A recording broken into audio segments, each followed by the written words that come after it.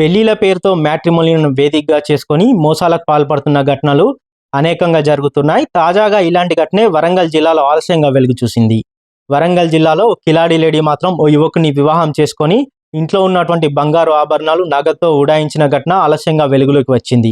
వరంగల్ జిల్లా పర్వతగిరి మండలం చౌటుపల్లి గ్రామానికి చెందినటువంటి దేవేందర్రావు అనే వ్యక్తితో విజయవాడకు చెందినటువంటి ఇంద్ర అనే యువతితో వివాహం జరిగింది. వివాహం జరిగి నెల రోజులు కాకముందే ఇంట్లో ఉన్నటువంటి బంగారు ఆభరణాలతో ఆ యువతి పరారైంది.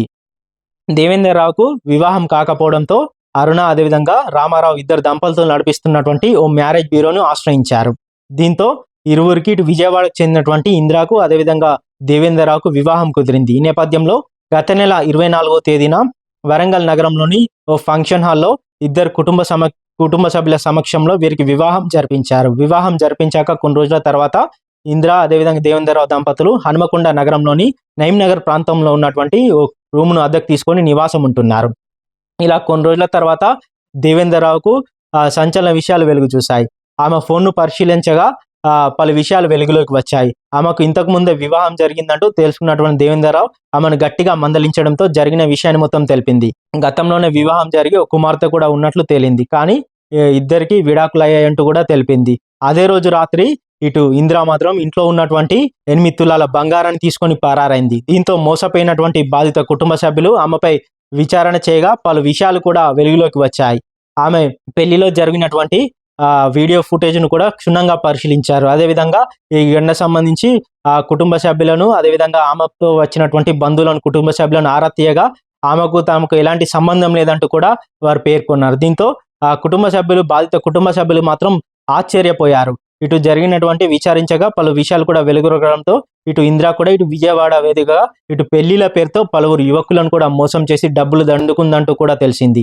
అదేవిధంగా ఆమె పేరుతో వచ్చినటువంటి కుటుంబ సభ్యులు అదేవిధంగా బంధుమిత్రులు వచ్చినటువంటి వారు కూడా నకిలీవారని తెలియడంతో ఇటు బాధిత కుటుంబ సభ్యులు మాత్రం ఆశ్చర్యానికి గురయ్యారు. ఇదే విషయాన్ని పోలీసులకు తెలితే పోలీసులకు అదేవిధంగా బయటికి తెలిస్తే తమ పరువు పోతుందంటూ కూడా బయటికి చెప్పకుండా అలానే ఉన్నారు. కాకపోతే కొన్ని రోజుల తర్వాత ఇది ఇలానే ఉంటే మరిన్ని మోసాలకు పాల్పడుతుందంటూ ఆ కిలాడి లేడీ ఆమెపై ఎలాగైనా చర్యలు తీసుకోవాలంటూ కూడా ఆమెపై పోలీసులకు ఫిర్యాదు చేశారు. దీంతో ఇటు బాధితుడు దేవేందర్రావు ఇటు మ్యారేజ్ బ్యూరో అదేవిధంగా తమను మోసగించినటువంటి యువతిపై కూడా ఇటు పర్వతగిరి పోలీస్ స్టేషన్లో ఫిర్యాదు చేయడంతో ఆ విషయం కాస్త ఆలస్యంగా వెలుగు చూసింది.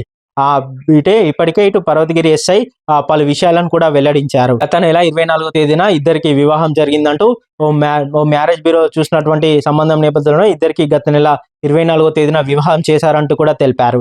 ఆ యువతి ఇటు ఇంట్లో ఉన్నటువంటి పెళ్లి జరిగి నెల రోజులు కాకముందే ఇంట్లో ఉన్నటువంటి ఆమెకు యువకుడి తరపున పెట్టినటువంటి 8 తులాల బంగారు నగలను తీసుకొని పరారైనట్లుగా ఆయన వెల్లడించారు. ఈ ఘటనపై కేసు నమోదు చేసుకొని దర్యాప్తు చేస్తున్నామంటూ కూడా ఎస్ఐ తెలిపారు. దరఖాస్తు ఇవ్వడం జరిగింది. 24వ తారీఖు గత నెల 24వ తారీఖు హన్మకొండలోని వినయ్ గార్డెన్స్లో అతను అరుణ ఇంద్ర అనే అమ్మాయిని మ్యారేజ్ చేసుకున్నారు. అరుణ మ్యారేజ్ బ్యూరో సంబంధించిన అరుణ రామారావు వాళ్ళిద్దరు ఆ సంబంధం చేసారు.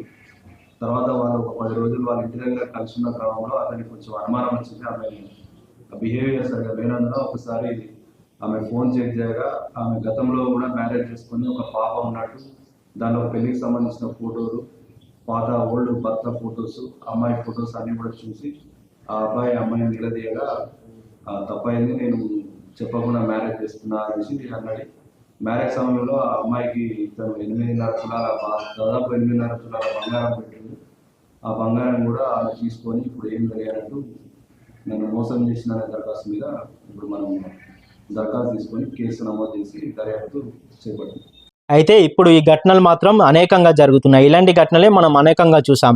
ఇప్పుడు కొత్తగా మ్యాట్రిమోనీ వేదికగా ప్రొఫైల్స్ రిజిస్ట్రేషన్ చేసుకుంటున్న వారు క్షుణ్ణంగా పరిశీలించాల్సిన పరిస్థితి ఎంతైనా ఉంది. దానికి ఉదాహరణకు ఇప్పుడు ఈ పర్వతగిరిలో జరిగినటువంటి ఘటనే అని చెప్పవచ్చు.